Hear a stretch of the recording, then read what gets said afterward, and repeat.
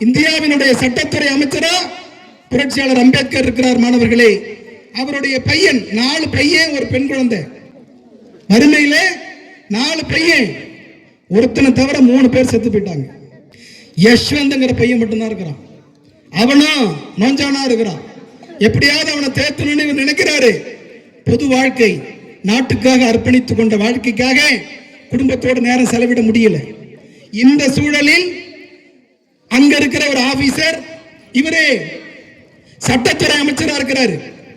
அங்க இருக்கிற ஒரு ஆபீசர் யஷ்வந்துக்கு வீட்டு வசதி வாரிய துறையில் மேனேஜர் போஸ்டர் போட்டு தராங்க. அவன் யஷ்வந்துக்கு மேனேஜருக்கான தகுதிப்பாடு முழுமையாக கிடையாது.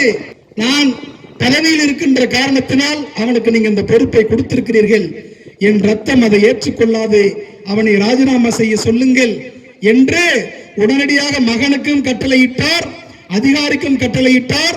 மகன் யஷ்வந்த் ராஜினாமா செய்துவிட்டு ஊருக்கு போய்விட்டார் என்று வரலாறு இருக்கிறது.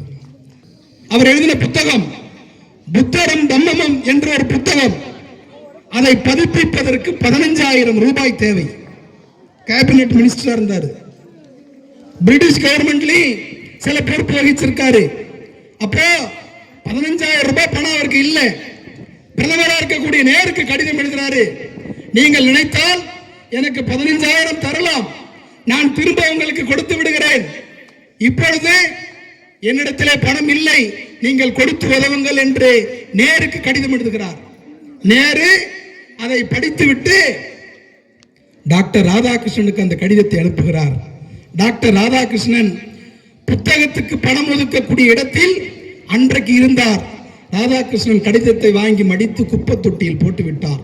அந்த சூழலில் வெளிவராமல் போய்விட்டது. என்ன செய்தி?